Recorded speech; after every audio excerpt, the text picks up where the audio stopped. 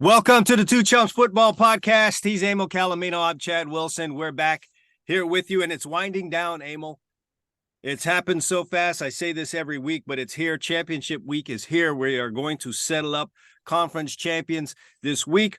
We're past the Thanksgiving point in the NFL, so the real has been separated from the fake, and we need to make some picks on that. We need to review the tragedy that was our picks last week, Emil. It's one of the toughest weeks of the year to handicap, and it fell true to that last week, but also need to give you some picks on championship week, as well as this week 13 of the NFL. All of that coming up on the Two Chumps Football Podcast show today. Also going to talk about what Jimbo really wanted and just what it has to do with college football and the state of it right now.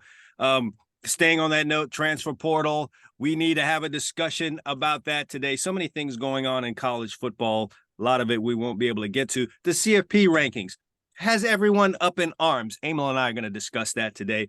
And then this coach has heat, but should he have heat under his seat? We'll discuss that here on the Two Chumps Football Podcast. And this is sponsored by Bovada Sportsbook. If you're looking for a sportsbook online, and you probably are because, you know, some of you guys have run out of all of your little money and you're thinking about putting it back in that same very unlucky sportsbook that you have it in right now, I would advise against it and go with the guys at Bovada Sportsbook. It's one of the most trusted and long-running sportsbooks online, Bovada Sportsbook. It's definitely the place to be. So check them out. There'll be a link in the description of this show. All right, Emil, let's jump right into this thing. I found this to be interesting, pretty much because I saw this note about, what Jimbo Fisher wanted while he was at Texas A&M. And he got really all hung up on, according to this staffer who's now talking, he got really hung up on having the best recruiting class in the country. And it would seem now, as we got to the end of this thing, that he was more wrapped up in having the best recruiting class than actually having the best team. And Emil, I'm here to tell you that Jimbo Fisher is not alone in that thinking. Unfortunately for him, there's a staffer now that he's out of the job that is willing to repeat these things. But I'm here to tell you it's a common thing. Having the top recruiting class has become as important to a lot of these coaches as actually winning on the field. And college football coaching has become more about finding the right talent than it is about developing the talent that is actually on your roster. Emil, are you surprised by any of this at all? No, I think college football is an oddity in terms of the four major sports in the United States because it's kind of always been unique. It's gone through phases. We're in a new phase right now. But, if you really look at college football, now we'll see, this might change next year with the 12-team playoff. But up until this year, even with the 4-team playoff, we have a sport with a lot of teams, 135 to be exact. So that would be like 135, 136. I lost count. Maybe I'm not exact.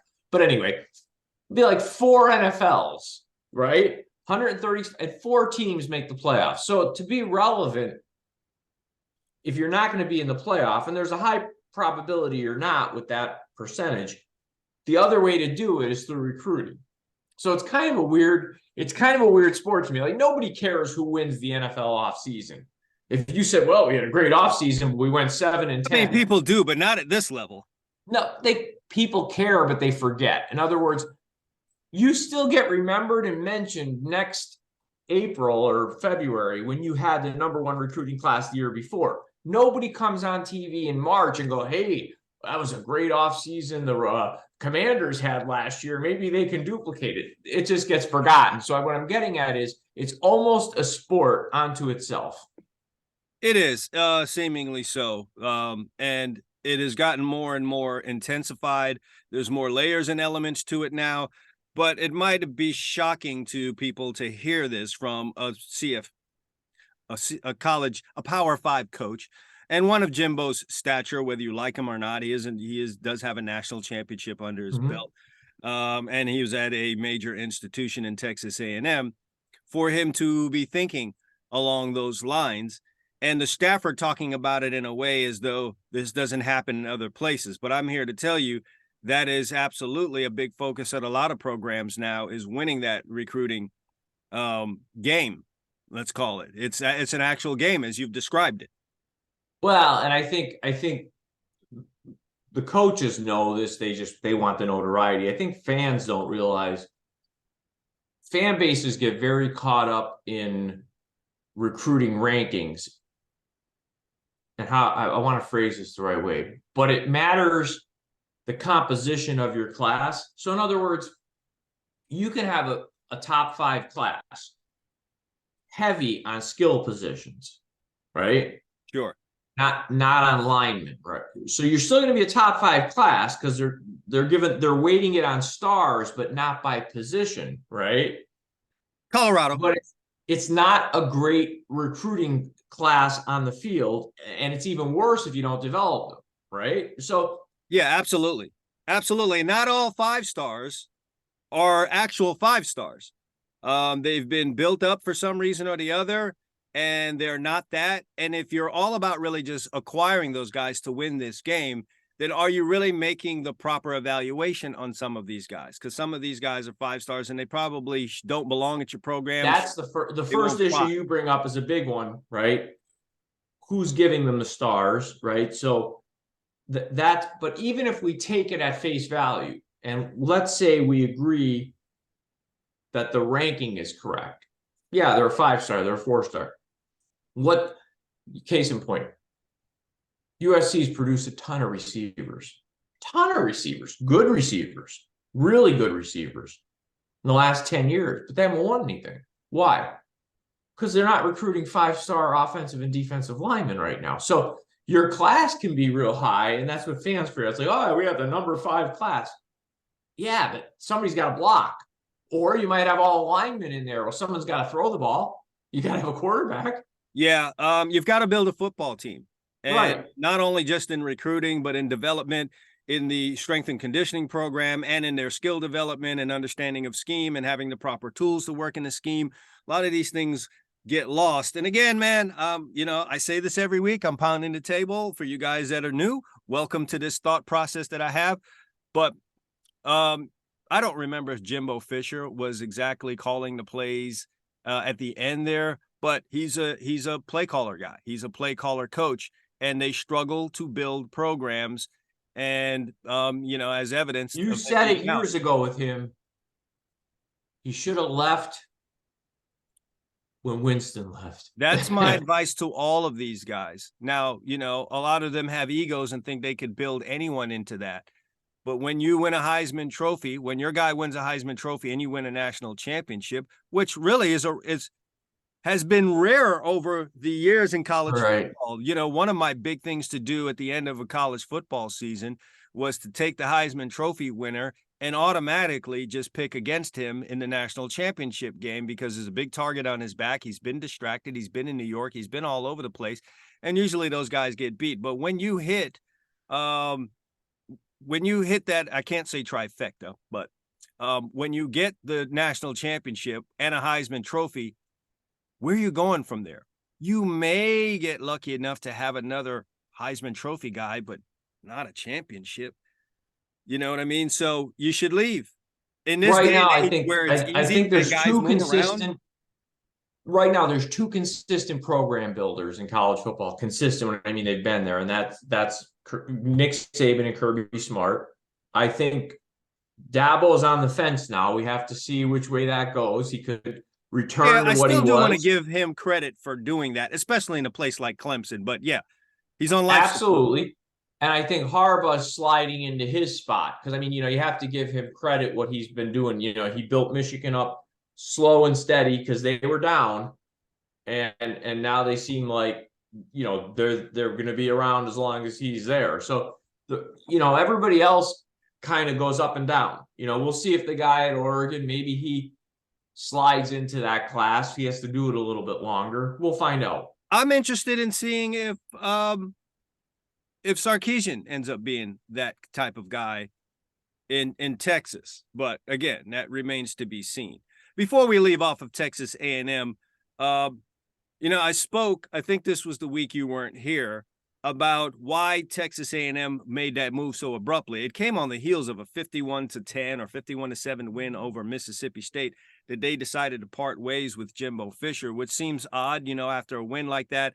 As I said on the show that day, you would think in most cases after a 51-7 win, whether you're struggling or whatever the case may have been, you would say to yourself, okay, let me pause, and perhaps we're turning a corner here. This could be the dawn of something new.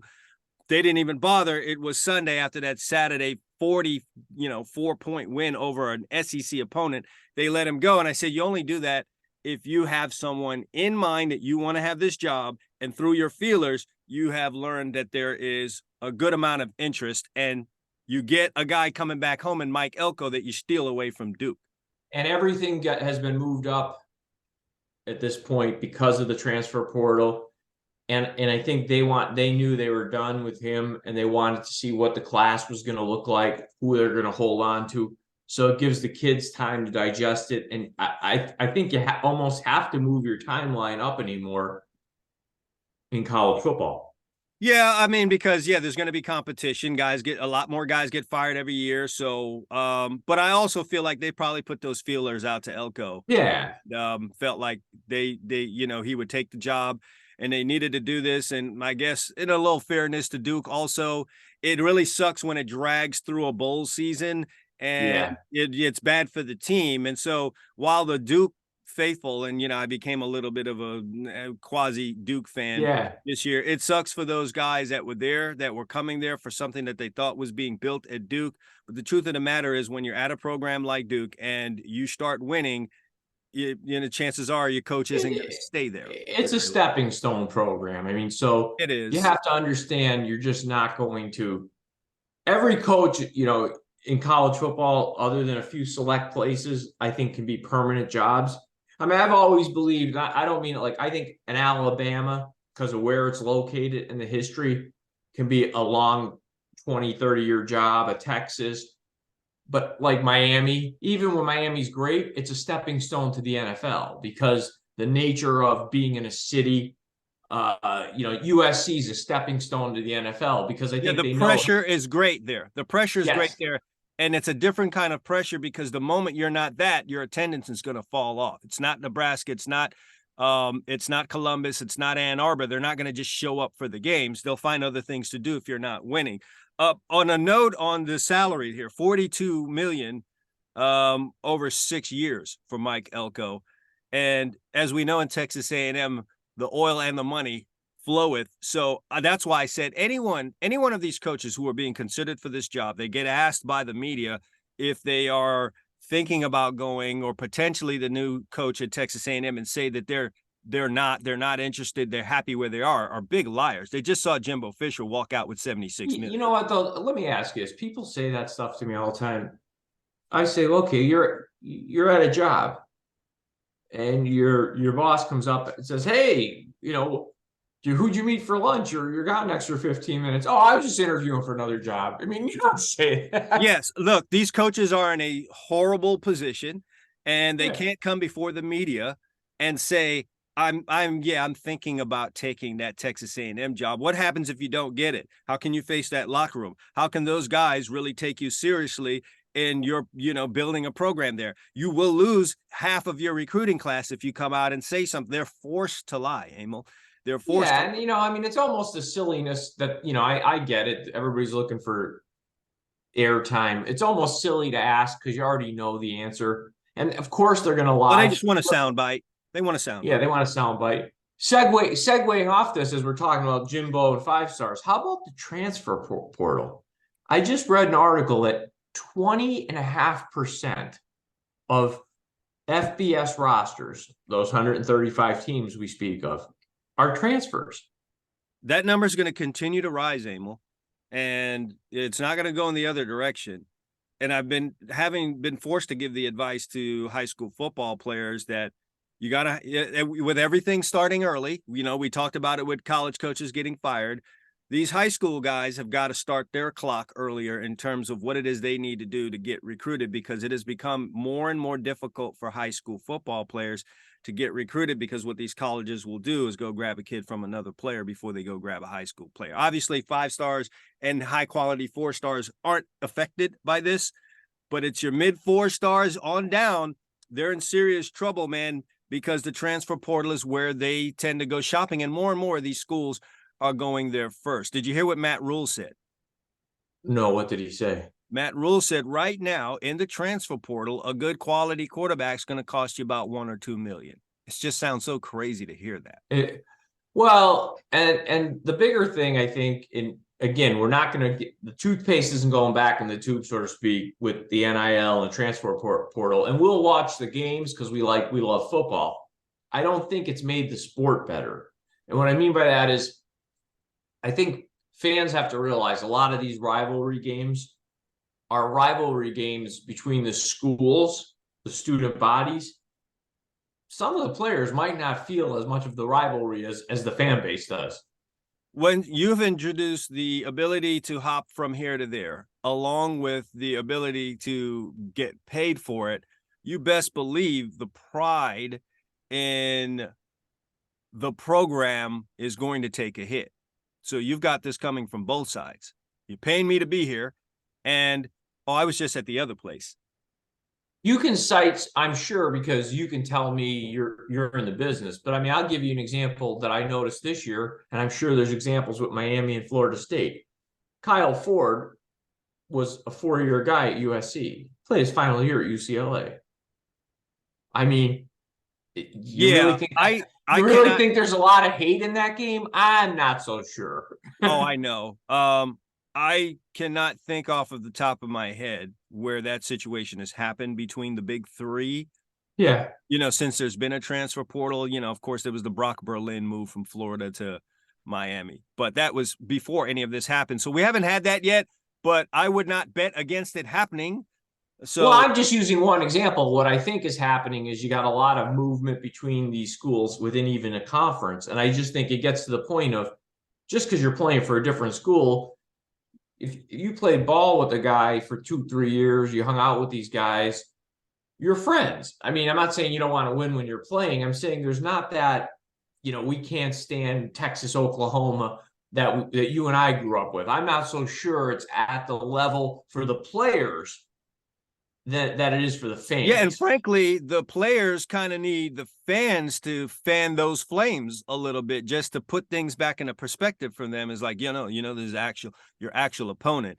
And I can't put all of that on NIL and transfer portal. What you had prior to these things being introduced into college football were all of these camps now where the players go and they run into each other and they're able to develop some kind of a relationship while they're still in high school.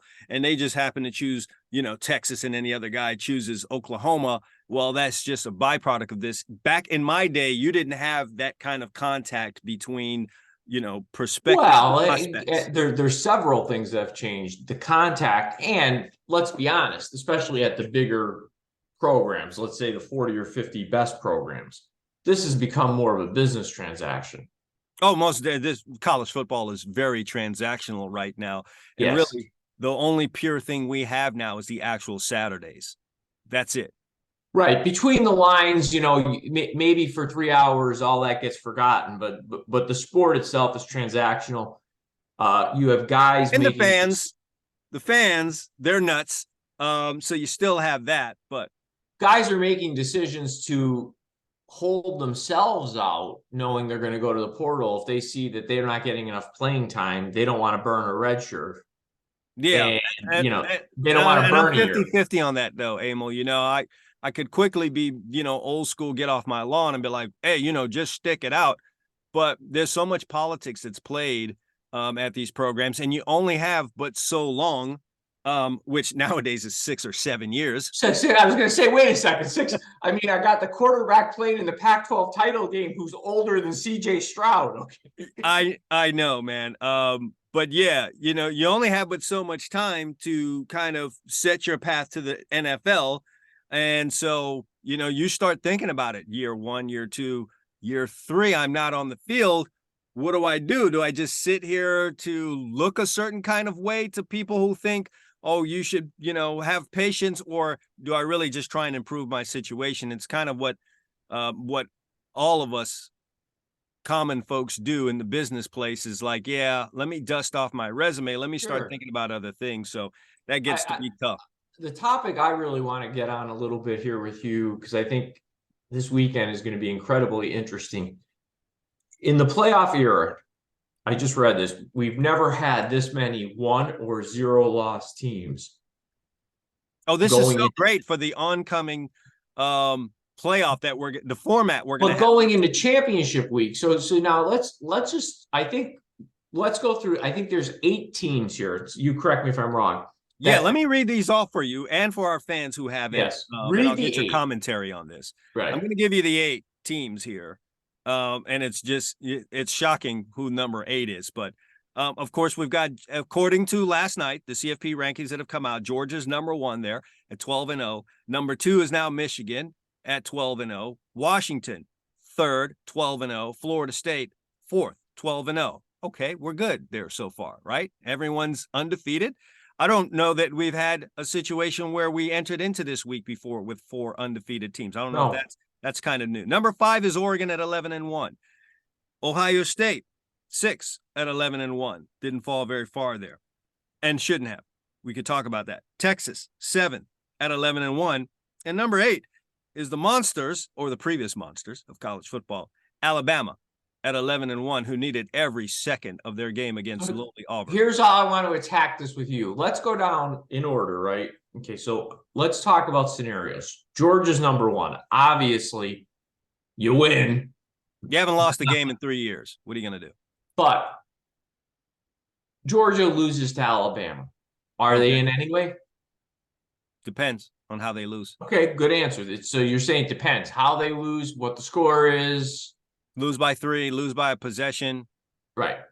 Okay, so we got Georgia covered. I suspect unless they got absolutely hammered and a bunch of other wild stuff happened, they'd probably still be in. But I agree with you. Depends is a good answer.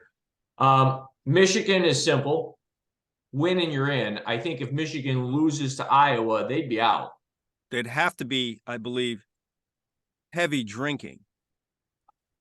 Listen, I've never, listen, no disrespect. Iowa plays good defense. I'm not so sure how much of that is just based on the fact that that's the way their games break. I don't know if I've ever seen a team go 10-2 with an offense like Iowa's. Now, their schedule they got a lucky schedule this year. They missed Michigan and Ohio State, and they played Penn State, and Penn State beat them 31-0. Okay. Yes. I would, if Michigan was heavy drinking and lost that game, they'd have to be out to me because there'd be no redemption from that. Right.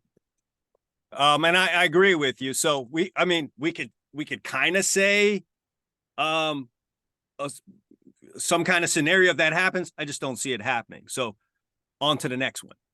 Okay. Next one, I'm looking at number 3, Washington. To me, they're simple. Win, you're in. Lose, you're out. I don't think it matters how they lose or whatever. I just think there's too many other teams. Emil, that sucks for them because you're facing a team you already beat. Oh, and I think they're out not only because they already beat that team in a close game. I think they're out not because they would, like, let's say they lost by 3. The reason I think they're out is it may not even be Oregon who gets in, although I think they would. But I just think there's too many teams behind them that are playing really good ball. And it would be hard to justify, Washington, who had a bunch of really close wins down the stretch. Even if they lose a close one, can you really justify keeping Ohio State or Texas out? Man, do you see the incentives to blow teams out in college football? Just listen to what you just said. Oh, the incentive. College football, and I say this all the time on this show because we're a football show, but college football and the NFL are so different. I know that sounds like Captain Obvious, that the NFL, like, it doesn't matter how you win, like Al Davis said, just win, baby. You got a record at the end of the year. That's your record. College football is a beauty pageant. It's a complete gymnastics show. You better have a bunch of Russians holding up perfect scores for you. Yeah, man. It's a shame, but it is what it is. It's always been that, though. It always has been. Let's get to me, this is the pivotal and most interesting part of this. Okay, so Florida State goes out. They do what they're supposed to do this year. They win every football game. Quarterback's hurt. They won on Saturday, albeit they didn't crush an average Florida team, but they handled their business with a backup quarterback. Now it's a rivalry game too, by the way. Now they play Louisville, a good football team who I truly think got caught in the ultimate look-ahead situation. Let's say they beat Louisville. Doesn't matter how they beat them because Louisville is a 10-2 team that easily could have been 11-1. I don't care if you win by 1 or 3. You got to put them in. You do, and that's where this thing is going to get really interesting because suppose Oregon blows out Washington. What? I actually believe this, and listen, you know me. I guess they would be in also, but you know me. I have no love lost for Oregon, but I have to be honest with you. I've watched enough of their games this year to say this. I think they're one of the 4 best teams. We'll see if they think so. But Emil, I guess now that I think about this, Florida State, isn't it as simple as if they win, they're in? I think it is, though. I know I just think it is. There's no way to keep them out because, what message are you sending? You're trying to go to what you're claiming to be a meritocracy. Next year, you want to have a 12-team playoff. What message are you sending that we're going to make determinations on how good you are with your backup quarterback when you won every game? They're going to sit there and say, we're sending the message that college football is a sport. And for all of you fans out there that were pushing heavily for the players to be paid and to get NIL deals, you yourself are saying college football is a money sport. And so don't get mad at us when we say we want to be able to put the best product on the field for these handful of games at the end of the year because we're all about generating revenue. And that's what you guys were saying when you wanted the players to get some money in this as well. I think that's what we're doing. By the way, let me be honest with you. As a side note, Emil, hold on. Ohio State and Michigan, because we had this side little, show going on there. We had this plot, became the third highest watched college football game ever on Saturday. Yeah, I know. But I mean, let's be honest. If it was some slap, program that was a one-off, I'd say maybe they could keep them out saying, sorry guys, your quarterback's everything. But it's Florida State. They're a team that's won national championships. Give me a scenario where let's try and conjure up a scenario where Florida State could win their football game and not get in. How do you think that could even become a thing? I'll tell you where it could happen. Michigan wins. Alabama beats Georgia on a field goal at the gun. Okay. And Oregon Washington winner is in, and that because I think if Alabama beats Georgia, I know they're number 8 right now. I think they're going to be in. I think look at it this way: there would be blood in the streets. There would be, but I could see. Has Alabama looked great at quarterback? No, I'm just telling you. I'm telling you what I think could happen. Before we get too tied up in this. I mean, I think there's so many scenarios this year. Number 5 for me, Oregon. I think that's your only scenario. If Oregon wins, they're in. I think if Oregon beats Washington, they're in. Okay. I mean, that's pretty simple. I think the winner of Washington and Oregon, based on the season. All right, so let's just do this. Georgia, let's say Michigan, Washington, Michigan's in. Michigan's going to win, right? Right. Georgia loses to Alabama, so that bumps Michigan up. You say that brings Alabama in. Well, listen, if Alabama wins, they're not going to not have an SEC team in the championship. Okay. If Alabama wins, there's no way you could see two teams play in front of you that weekend. They end up with the same record. One of them wins the conference championship, and you say, it's okay. We're going to take the other one. Doesn't work. It can't. Emil, is there not a part of you rooting for that kind of chaos on Saturday? I root for it every year because I find college football's playoff system to be a total joke. So I've always rooted for this. Yeah, Ohio State still got a chance. Ohio State, though, has a problem. Here's the problem they have. They're not playing Saturday. So let's say a bunch of goofy things happen and Texas wins by 28. Georgia handles Alabama. Florida State loses. If it comes down to Texas and Ohio State, I got to put Texas in because they played. I'm not going to reward a team for sitting home. Right. I agree. I don't see a scenario. I don't see a scenario for Ohio State.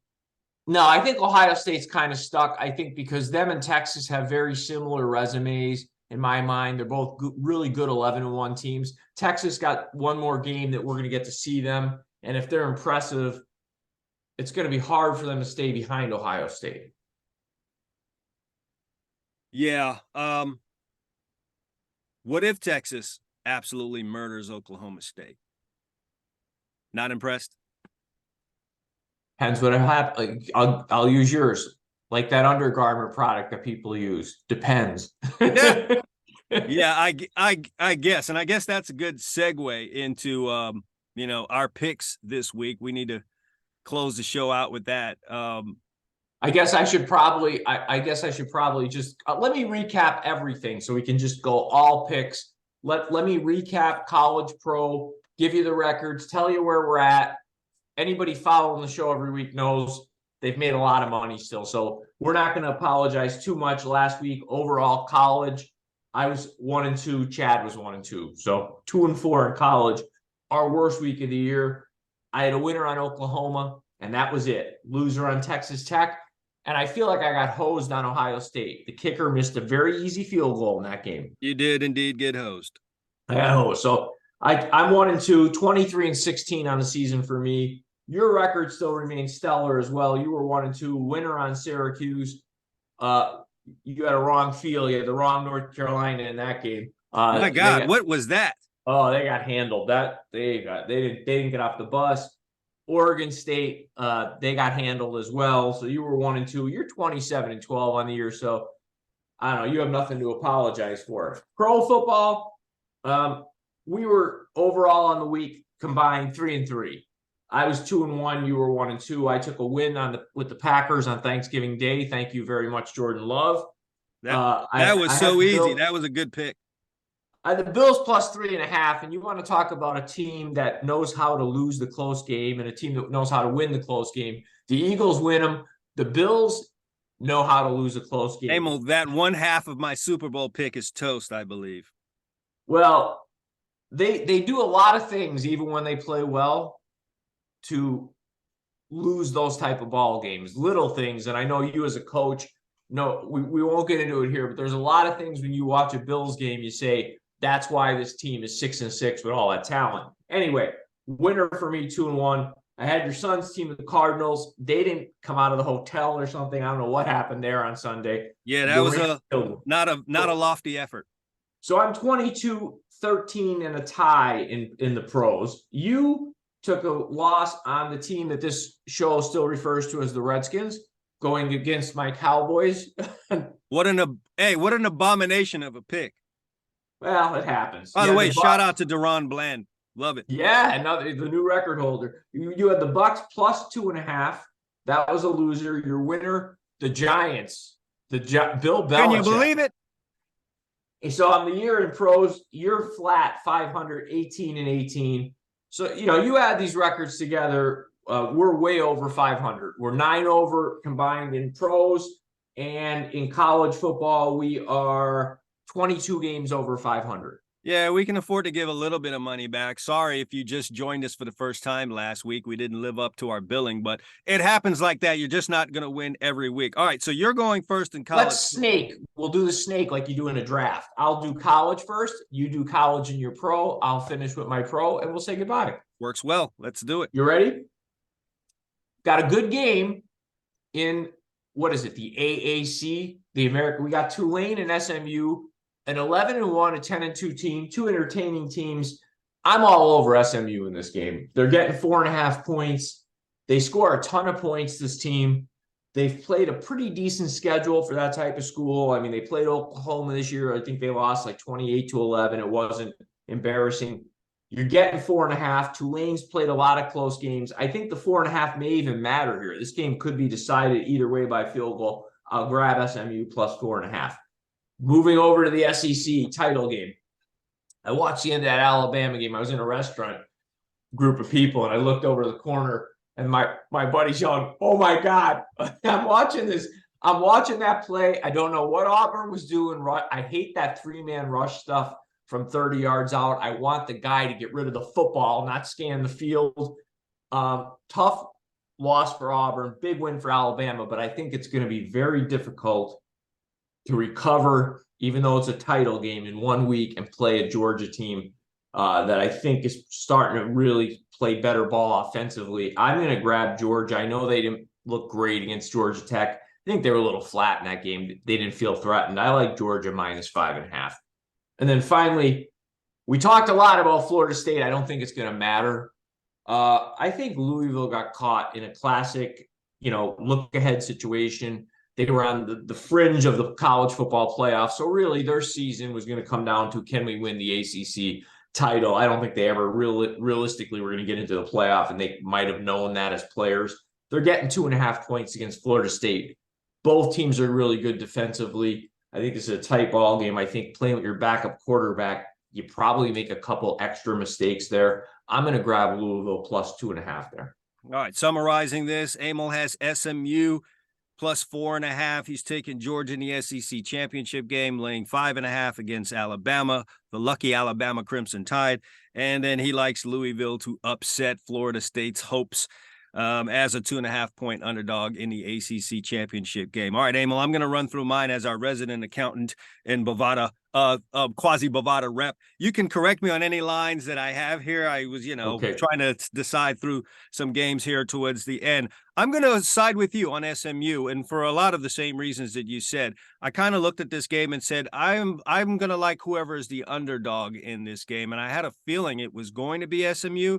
But when I realized SMU is a 4.5-point underdog in this game, how could you not take the points with that? Because the way SMU operates offensively, they're always in the football game. Tulane's the better defensive football club. SMU can get down the field and score a lot. And they've done that, as you said, against some really good opponents this year. I don't know why that would stop here. Add to that, their head coach, Rhett Lashley, just signed a new deal. So there's no you might go, you might stay, any of that stuff hovering overhead to where you might get an out of body experience from the team, to the negative side. So I like SMU as a 4.5-point underdog. Big Ten. I'm going to go with Michigan on this one, Emil. Iowa, they play good defense. They don't travel on offense. I think they dress up fans on the offensive side of the ball. It's an abomination. It's really, really bad to watch. It's not just that it's conservative. It's just not good offense. And while I think they will do their stuff early on against Michigan, because, they play good defense and things may be quasi tight, what's going to end up happening here is Iowa's going to care about winning this football game. And when they find themselves behind 2 scores, they're going to have to start doing things that Iowa doesn't do. And that's like put the ball in a quarterback's hand and advance it forward, as has been legal for a long time now. And that's going to create problems, probably create sacks and fumbles and turnovers and interceptions and things like that. And then the game, similar to what happened last year, is going to get away from them. And I like Michigan. I think they're 22.5. You could correct me on that. 23.5. 23.5. Okay, we'll take the 23.5. I'm cool with it. We are in the Pac-12 championship game. And Emil, listen, I think you and I talked about this, and we both said we like Oregon in this one. We didn't know the line at this time. I'd love it if, Oregon was a small favorite or if they were even an underdog. That would be really, really great, considering that they lost the first meeting between these two teams. But Emil, the odds makers didn't do them any favors. The line opens up Oregon -7, a slap in the face to number 3 Washington, especially number 3 Washington, who beat them the first time. And when I look at the stats of that game, Oregon went off offensively. I mean, they were up and down the field. They rushed for over 200 yards in that football game. I find it hard to believe that Washington is going to allow that to happen once again. And that's going to make it difficult for Oregon to continue being exactly what they have been over the last few weeks. That's impressed everyone to the point of running this thing up to, I believe, 10 points, which is outrageous to me. You have to be offended, Washington, if this is what you're getting. Now, I think we're going to have another battle. We're going to have a one-possession football game, and that doesn't really lend itself to a 10-point victory for anybody. So I think this will be another fist fight. I think Oregon comes out on top ultimately, but I think it comes down to a field goal, an overtime possession. I think we're going to get something great out of that Pac-12 game. So give me Washington +10. So let me summarize. Chad's on SMU with me +4.5. He's got the Michigan Wolverines to lay one on Iowa. Michigan -23.5. And I happen to agree with you. I thought that line with Washington was ridiculous. So he's got Washington +10, and I think, that's crazy. I mean, if you're going to give me an undefeated team +10, fine. Right. So let's slide over to the NFL, where, Emil, I was tasked. Tom Brady came out and said his thing about the mediocre NFL, and there have been a number of injuries. But, man, as I was going through this card, I'm just sitting here saying, well, now, which mediocre quarterback am I going to have to back this week? And maybe a couple of mediocre quarterbacks am I going to have to back this week to try and find some value for our listeners here? And so I've decided on a few things. The first medium to as they call mid quarterback that I'm going to back this week is going to be the guy in New England, our guy, Mac Jones, or maybe it's Bailey Zappi, or maybe it's Bill Belichick himself. Whoever it is, just know that they are not the forefront of this team, and they're not the purveyor of their wins. I just think New England at home against a Chargers team that I don't know what the Chargers record is against the spread this year. It cannot be to the plus side. Every week I'm seeing this great big show of confidence from odds makers for the Los Angeles Chargers, and I'm not sure why. It must be the Justin Herbert effect, whatever the case may be. But who are the Chargers to go on the road back east in the cold and lay points? They are not getting it done. Odds makers, public out there, they're a 4-7 football team and should be treated as such. And for whatever tragedy you think the Patriots are, I just don't think the Chargers are 4-point favorites on the road, let alone in New England in what will be December in that weather. Just can't see it. So give me the Pats and whoever's at quarterback +4. We've got a battle of two really hot teams right now, Houston and Denver. And Houston got cooled off a little bit last week by Jacksonville, and they've got a really good Broncos team. And I did not think we would be saying that 2 months ago when they were getting doused in record fashion down here in Miami in our backyard. But hats off to Sean Payton and Russell Wilson and everyone else in that Denver Broncos team and organization for turning things around. They have managed to amass a nice little win streak that I think continues this week, Emil. They have 5 in a row. I think they could get 6 in a row here, as maybe, Jacksonville opened some eyes on some ways that you can slow down that Houston offense that's been on fire. The Broncos are playing good defense, and Russell Wilson is getting the job done there. Is he lighting it up? No, but he's careful with the football. He's getting the first downs. He's getting them into position to score, and he's doing a really good job of that. And I just think Denver right now is probably the hotter of the two teams. If you want to give them 3.5 points, that's great. Might be a field goal game anyway, so I'll take the Broncos. And then I've got a back. I'm going down to Monday night. I sure would love if Joe Burrow was in this football game, but then I wouldn't be getting 8.5 points. Max Brown is the guy in there. He is the thrower of 91 touchdowns in his high school football career. I don't think he threw any last week as he was taking on the Pittsburgh Steelers, but people have underestimated the Pittsburgh Steelers all year long.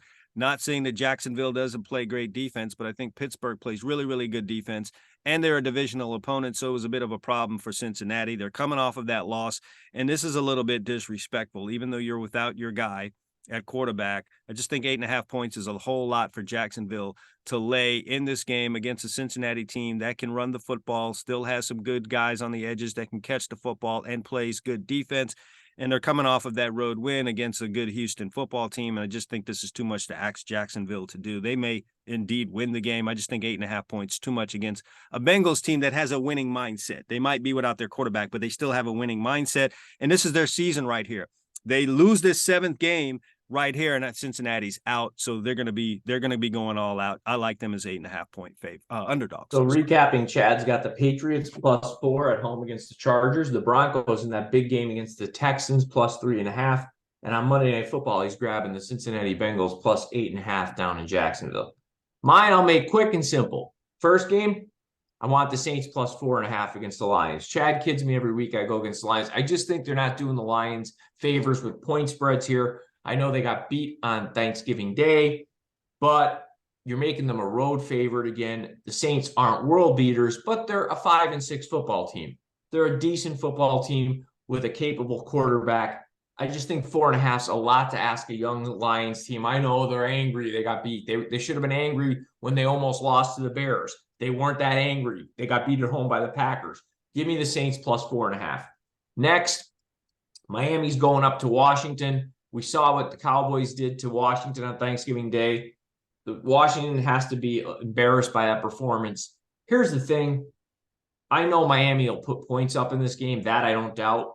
But I'm not sure how interested they are in defense at this point. And the Redskins actually aren't a bad offensive football team. Howell can do some damage.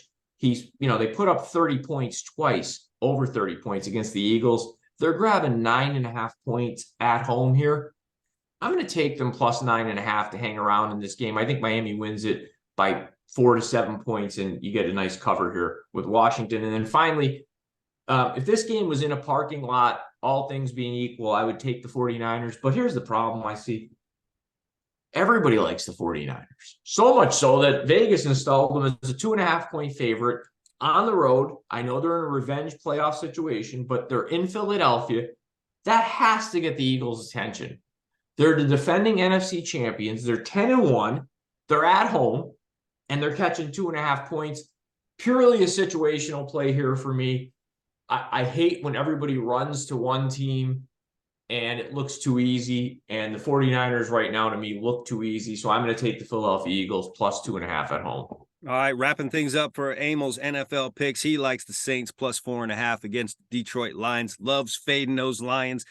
He's got the Washington Commanders as 9.5 point underdogs at home against the Dolphins. And then fly, Eagles, fly, he says, as they take on the San Francisco 49ers in a rematch of the NFC Championship game last year. And that's where we are, Emil. That's a wrap on the picks and this show. We hope you guys enjoyed your Thanksgiving. We hope you enjoyed the football. Now we're into this closeout championship week of college football, as well as week 13 of the NFL as the playoff picture starts to take shape. So I hope you guys enjoyed the picks. You enjoyed the commentary that we had here, and that you're back again with us next week. If this is your first time here, go ahead and hit the subscribe button, whether you're watching us on YouTube or listening on your streaming device, and make us a regular part of your week. For Emil Calamino, I'm Chad Wilson. Thanks for watching and listening to the Two Chumps Football Podcast.